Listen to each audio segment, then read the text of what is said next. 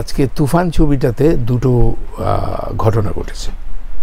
সাকিব খান ছবি মানেই দর্শক আসবে, হ্যাঁ রাখলাম। রায়হান রফির আরেকটা সাকসেস, এই দুটো মিলে কিন্তু একটি জোয়ার মানে কি মহাপ্লাব। এটা মূল কারণ হচ্ছে বাংলাদেশের সিনেমাই তো হয় না, সব একজন আরেকজনকে দোষ দিচ্ছে। আসলে ইন্ডাস্ট্রি বলে তো কিছু নাই। সিনেমা হল কোথায়? সিনেমা হল নাই, দর্শক নাই, সিনেমা নাই। আমার ব্যক্তিগত মতামত এটা, বাংলাদেশের সিনেমাটার সিনেম্যাটিক টেকনিকের জায়গা থেকে বাংলাদেশের সিনেমাটা কখনো দাঁড়ায় নাই। তো আমি যখন ঢাকা অ্যাটাক দেখেছি, আমি তো সাধারণ দর্শক, আমি তো ওখানে ছবির এক্সপ্রেশন নিয়ে কথা বলবো না, আমি সুন্দর একটি ছবি দেখে বিনোদিত হয়ে বেরোলাম। তারপরে ঢাকা অ্যাটাকের পরে কিন্তু আমরা কি হলো, সে আরেকটা ছবি হিট পেলাম না। এর কারণ হচ্ছে কি, ওই রাফি একটা ছবি করতে করতে আরেকটা ছবি ভাবছে। আমার প্রশ্ন সেটাই, সাংঘাতিক। মানে বলা হয় যে অমিতাভ মোল্লাবাড়ির বউ করার পর লাভলু কিন্তু ছবি নিয়ে ভাবে নাই, মানে আয়নাবাজিতেও ভাবিনি, কিন্তু আয়নাবাজির পর ছবি নাই। আমি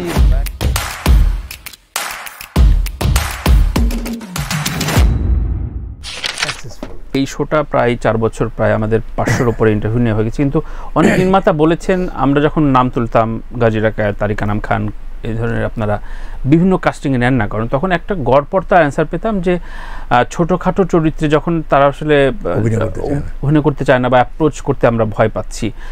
ব্যাপারটা কি আড়ষ্টতা ছিল কিনা? আড়ষ্টতা ছিল না, আসলে আমরা রিস্ক নিতে চাই না।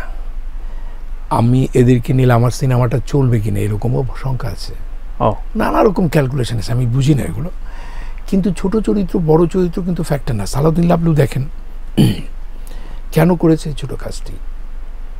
একটি প্রোডাকশন যদি সুন্দর হয় তাহলে একটা ছোট চরিত্র আন্ডারলাইন হয়, আর একটি প্রোডাকশন যদি পচা হয় ওটা সেন্ট্রাল ক্যারেক্টারও কেউ আন্ডারলাইন করে। আমরা কিন্তু এটুক অ্যাজ অ্যান অ্যাক্টর বুঝি যে আমি যদি একটা ভালো প্রোডাকশন কাজ করি তাহলে আমার ওই ছোটো কাজটি, আমি যদি অভিনেতা হই ওটুকের মধ্যেই কিন্তু আমার আন্ডারলাইন থাকবে। আমি কিন্তু ছোটো ছোটো রোল অনেক করি। আমি অমিতাভ রেজার একটা কাজ করেছি, ঠিক একইভাবে আপনি করেছেন, কিন্তু এই যে পরিচালকদের সাথে দূরত্ব বা জেনারেশন গ্যাপ শব্দটা অ্যাপ্রোপ্রিয়েট হবে কিনা, মানে এই এটা মূল কারণ হচ্ছে বাংলাদেশের সিনেমাই তো হয় না, সব একজন আরেকজনকে দোষ দিচ্ছে। আসলে ইন্ডাস্ট্রি বলে তো কিছু নাই। সিনেমা হল কোথায়? সিনেমা হল নাই, দর্শক নাই, সিনেমা নাই। আমি মাঝে মাঝে যে ঈদের ছবিগুলোতে এবং এই যে ছবি দর্শক, আমি একটু কথা 2012-তে মাদ্রাজে একটা ছবি দেখছিলাম, আমি যখন প্রাসাদ লেবে কাজ করতে গেছি আমার ছবি নিয়ে। আচ্ছা, আমি আমার ডিওপি সাইফুল ইসলাম বাদল আমরা একটা ছবি দেখতে ঢুকলাম, মাদ্রাজের ছবি, কোনো গান নেই, সুপার ডুপার হিট, লো বাজেটের ছবি। কিন্তু আমি পাশে দাঁড়িয়ে অডিয়েন্সকে দেখছিলাম, বিভিন্ন এইজের মানুষগুলো হল থেকে বেরোচ্ছে। হ্যাঁ, মানুষ একটা আরাম করে ভাত খেলে যেমন তৃপ্তির ঢেকুর তুলে, আমি সেই ঢেকুরগুলো দেখতেছিলাম, বিনোদনের ঢেকুর। আই লাভ ইট। আমার কথা হচ্ছে যে হতভাগাই বাংলাদেশি বাঙালিরা যারা, তাদের জন্য ভালো স্ট্রিট ফুডস নাই, তাদের জন্য ভালো বিনোদন নাই। আমি অনেক আগে বলেছিলাম সিনেমা হলগুলো হচ্ছে এক একটা মানসিক স্বাস্থ্য কেন্দ্র। আমার খালাদের সাথে সিনেমা দেখেছি, আমার বোনদের সাথে সিনেমা দেখেছি, তারা সিনেমা হলে কেঁদেছে। আমার খুব বিরক্ত হতাম ওই সময়, আমরা কি কাঁদতে এসছে? আসলে তো সে শান্তিতে বাসায় কাঁদতেও পারে না, ভাই পুরুষটির জন্য, ভাই খালুর জন্য, ভাই স্বামীর জন্য, মানে পুরুষ স্বামীর জন্য। এই যে সে ইমোশনকে উদ্গত করছে, ছেড়ে দিচ্ছে, এটা সিনেমা হলের জন্য, মানসিক স্বাস্থ্যের জন্য, জাতিগত স্বাস্থ্যের জন্য সিনেমা হলটা অনেক জরুরি।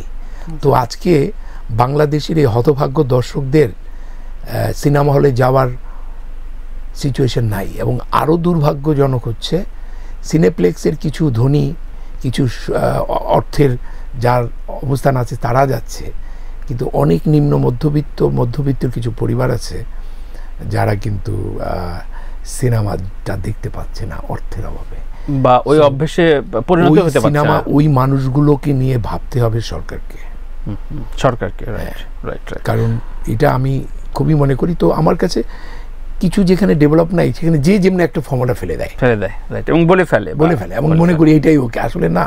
রাইট, সত্যি অর্থে মানে এটা আসলে এটা রাষ্ট্রীয়ভাবেই এটার খুব নজর দিয়ে একটা উত্তরণের প্রয়োজন। আপনার কোভিড বলা হয় যে আপনার কোভিড মানুষ যখন ঘরবন্দি ছিল তখন অনেক রকম বিশ্বের অনেক ছবি দেখেছে, মধ্যবিত্ত, নিম্নবিত্ত বা উচ্চ মধ্যবিত্তরা দেখেছে। এর পরবর্তীতে যেটা হয়েছে যে গল্প প্রধান ছবিগুলো বানানোর একটা প্রয়াস নাকি নির্মাতারা একটা সাহস পেয়েছে। আপনি কি এই ধারণা বিশ্বাস করেন কিনা, মানে মানে এর একটা বড় চেঞ্জ এসছে কিনা? আসলে মানে দেখেন, সবাই বলেছিল সিনেমা শেষ, বলেছিল না, কোভিডের পর বলেছিল সব নেটফ্লিক্স যত ওটিটি আছে সব ঘর থেকে বেরোবে না মানুষ, বেরো না। কোথায় বড় পর্দার মজা কি ওই মোবাইলে হবে? বড় স্ক্রিনের যে screen beauty and technicalities and যে জাদু, যে কলা কৌশল, যখন গানটা বাজে, যখন নাচটা দেখি, তখন আমার যে পিকচার কোয়ালিটি সহ সবচেয়ে বড় ব্যাপার হচ্ছে আপনি একা একা দেখবেন আর 20টা ফ্রেন্ড একসাথে দেখলে কেমন লাগে? একজন হাসলে আরেকজন ঠুস করে হেসে বসে। এই যে ভাইব্রেশনটা সিনেমা হলে, এই জায়গাটা কি একটা ঘরে বসে হয়? বাংলাদেশ থেকে কি, পৃথিবী থেকে কি টেলিভিশন উঠে যাবে? কখনোই যাবে না। হয়তো ভিতরের সফটওয়্যারটা পাল্টে যাবে, হয়তো এটা ইন্টারনেট টিভি হয়ে গেছে এখন, বাট টেলিভিশনটা কিন্তু ড্রয়িং রুমে থাকবে, আরো বড় হয়েছে, আরো থাকবে। এটা ঠিক সিনেমা হলের কোনো বিকল্প নাই। সিনেমা হল যেই ফর্মেই আসুক, এই যে একসাথে বসে মানে বৃষ্টি রোদ থেকে বাদ দিয়ে যে বসে দেখার যে আনন্দটা, এটা কিন্তু ওই কোভিডও আটকাতে পারিনি আমরা। না আসলে খুব সহজেই একটি কাট করে সমীকরণ করে ফেলি আর কি। হ্যাঁ, সেই সমীকরণটা এরকম, কিন্তু আমাদের তো কোভিডের সময় মনে হয়েছিল যে আমরা বাঁচবই না হয়তো, তাই না? কিন্তু এই কোভিডে পরে এই সুরঙ্গ হয়েছে, এই যে একটার পর একটা ছবি হয়েছে। মাসুদ হাসান উজ্জ্বলের একটা ছবি হয়েছিল আমার মনে আছে, 49-এর বাতাস। সেখানে কিন্তু যত এই কোভিডের পরপর অনেক দর্শক এসছে। তো এই যে ছবিতে দর্শক বেরিয়ে আসছে, এটা সিনেমার জাদুর কারণে। আপনার বন্ধু বা আপনার কলিগ, সিনিয়র কলিগ বলি, চাষি ভাই বলি, কাজী হায়াত বলি, মতিন রহমান বলি, সজিদ ইসলাম খোকন বলি, তারা অধিকাংশই এটা করেই তারা রুটি রোজগার, মানে পেশাদার পরিচালক একেবারে ভ্যানিশ হয়ে গেল কেন? মানে শুধুমাত্র এটাই আমার পেশা হতে পারে এই ভাবনাটা নাই, মানে একমাত্র এখন ঘুরে ফিরে আবার রাফির বিষয়তে আসতে হবে। এখানে না আমি অনেকগুলো বিষয় আছে। বাংলাদেশ সিনেমাটা, আমার ব্যক্তিগত মতামত এটা, বাংলাদেশের সিনেমাটার সিনেম্যাটিক টেকনিকের জায়গা থেকে বাংলাদেশের সিনেমাটা কখনো দাঁড়ায় নাই।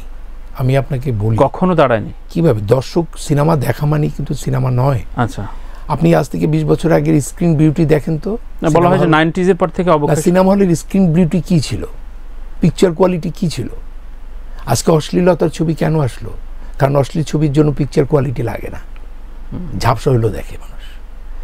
এই যে সিনেমা হলের যে স্ক্রিনটা, সিনেমা হলের এনভায়রনমেন্টটা, এটা কবে ভালো ছিল বাংলাদেশে? কোন ক্যামেরা কাঁপতেছে, আপনি দেখেন ছবিগুলো, আপনি সামনে ক্যামেরা না, আপনি স্ক্রিন কোয়ালিটি দেখেন। কিন্তু তখন মানুষের একটাই মাধ্যম ছিল, সিনেমা ছাড়া তার কোনো মাধ্যম নাই, দেখতো। কিন্তু এখন তো অল্টারনেটিভ হয়ে গেছে। কিন্তু এত অল্টারনেটিভ হওয়ার পরে বলছে সব গেছে, তাদেরকে তাড়িয়েছি আমরা গুড স্ক্রিন দিতে পারি নাই, তাই না? আমি হয়তো অনেক টাকা কামাইছি ডিরেক্টর হিসেবে, কিন্তু তারপর হঠাৎ করে হারিয়ে গেল কেন? আবার কেন রায়হান রাফিরা আসলো? শুধু রায়হান রাফি কেন বলবো, আপনি সালাউদ্দিন লাভলি মোল্লাবাড়ির বউ বলেন, গিয়াসউদ্দিন সেলিমের ছবি বলেন, আরও বেদের মেয়ে জ্যোৎস্না বলেন, যেটাই বলেন, দর্শক কেন আসছে এটা নিয়ে কেউ চিন্তিত না আর কি। আমার কাছে যেটা মনে হয়, দর্শক আসার জন্য বসে আছে, আপনি দর্শককে ডাকতে পাচ্ছেন না। আর রায়হান রাফিরা, এই আমরা যখন রায়হান রাফিকে আমি ধন্যবাদ দেবো একটা জায়গায়, তখন ঢাকা অ্যাটাক আমি খুব এনজয় করে দেখি। আমি যখন সিনেমা দেখি সাধারণ দর্শক হিসেবে দেখি, আমি হাসি কাঁদি। সেটা কি দেখতে পারেন? হ্যাঁ, আমি দেখি। এই কৌশলটা আমি শিখেছি। আমি বিচার করব ছবিটা দেখার পর, আগে কাছে নিয়ে বসবো না। আচ্ছা, আমি হাসবো, হয়তো পরে বলবো ছবিটা ভালো লাগেনি, লেট মি লাফ। ওই জায়গাটাকে আমি প্র্যাকটিস করি। তো আমি যখন ঢাকা অ্যাটাক দেখেছি, আমি তো সাধারণ দর্শক, আমি তো ওখানে ছবির এক্সপ্রেশন নিয়ে কথা বলবো না। আমি সুন্দর একটি ছবি দেখে বিনোদিত হয়ে বেরোলাম। তারপরে ঢাকা অ্যাটাকের পরে কিন্তু আমরা কি হলো, সে আরেকটা ছবি হিট পেলাম না। এর কারণ হচ্ছে কি, ওই রাফি একটা ছবি করতে করতে আরেকটা ছবি ভাবছে। আমার প্রশ্ন সেটাই, সাংঘাতিক। মানে বলা হয় যে অমিতাভ মোল্লাবাড়ির বউ করার পর লাভলু কিন্তু ছবি নিয়ে ভাবে নাই, মানে আয়নাবাজিতেও ভাবিনি, কিন্তু আয়নাবাজির পর আর ছবি নাই।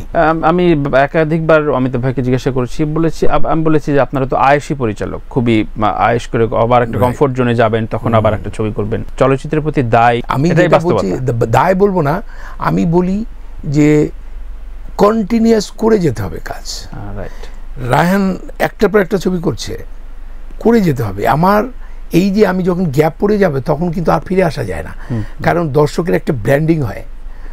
বানসালি একটা ব্র্যান্ড, ও যখন আরেকটা ছবি বানায় তখন ওইটার একটা দর্শক তৈরি হয়, কিন্তু 10 বছর পরে বানসালি আসলে কি আর বানসালিকে পাওয়া যাবে? তো এই জায়গাগুলো না আমাদের, যেটা মনে হয় আমি যারা নতুন প্রজন্মের যারা খুব বিনোদন নির্ভর বা বাণিজ্য ছবি বানাবেন বা সব ধরনের ছবির জন্যই আমি বলবো যে তাকে বানিয়ে যাওয়ার ধারাবাহিকতা বজায় রাখতে হবে। এই দোষটা আপনি আমাকেও দিতে পারেন, আমি হয়তো 5-6 বছর পর পর বানাচ্ছি, কারণ আমি যেই ফর্মে ছবি বানাই সেটাও নিয়মিত বানানো উচিত। সে ফর্ম নিয়ে একটু আলোচনা করবো। একটা সংযুক্ত প্রশ্ন করে যায়, ধরেন ওটিটিতে আমরা দেখি বাঞ্চ অফ ডিরেক্টর খুবই সফল এবং তারা দর্শক টানছে, ভিউজ আকারে সাবস্ক্রিপশন বাড়ছে বিভিন্ন ওটিটি প্ল্যাটফর্মে। আমি নাম ধরে বলতে পারি সৈয়দ শাওকি, আশফাক টিপুন, শিহাব শাহিন, অমি।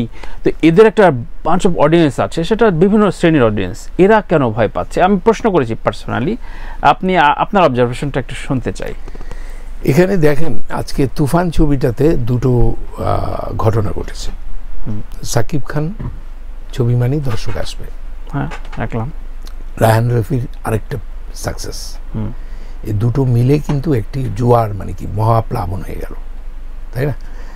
এখন যারা একটা সিনেমা বানায় যখন এটা খুব চলে, তারপরে না সে একটা ভয়ে ঢুকে যায় যে আমি এটা এক্সিস্ট করতে পারবো কিনা। এখন অনলাইনের দর্শক আর সিনেমার দর্শক তো একটু ডিফারেন্ট, ও ঘর ছেড়ে বাইরে আসতে হয়, তাই না? ধরেন বাবা সিনেমাটা দেখাচ্ছে না, মা বারবার, মেয়ে বারবার বলছে তুমি আমাকে দেখাও না দেখাও না দেখাও না, বলে আচ্ছা ঠিক আছে, কিন্তু ও আর না পেরে তারপর তাকে নিয়ে বেড়ে আসতে হয়। সিনেমা কিন্তু ঘরে বসে দেখা যায় না। এই যে বের করে নিয়ে আসাটা, সেই নিয়ে আসাটা অনেক কঠিন একটা কাজ হতে হবে, তো অনেক হিসাব নিকাশ করতে হবে। সিনেমা দর্শক, আরেকটা ভুল ক্রাইসিস হচ্ছে, এটিএম শামসুজ্জামান উনি আমাকে একটি কথা বলেছিলেন, খুব ভালো চিত্রনাট্য দিতেন এবং মোল্লাবাড়ির বউ, ওনার এবং মাসুম রেজার জয়েন্ট একটি কাজ, মাস্টারপিস, অসম্ভব। উনি একটা কথা বলেছিলেন যে রাকায়েত শোনেন, চিত্রনাট্যকারকে অডিয়েন্সে বসতে হবে, অডিয়েন্সের সাথে সিনেমা দেখতে হবে, তার ভাইবটা নিতে হবে, তাই না? তো আমরা না আসলে অনেক বেশি ভিউয়ার্স বা সিনেমাটা নিয়ে কিন্তু ভাবছে না। এই যে ডেসপারেটলি আমাদের রায়হান রফি ভাবছে, এই ডেসপারেশনটা আমাদের তরুণ নির্মাতাদের দরকার। আগে দর্শকদেরকে নিয়ে আসি না, তারপরে দেখা যাবে। সো আমার ওই ট্যালেন্টগুলো আছে, কিন্তু এটা কোথায় যেন একটা খামতি আছে।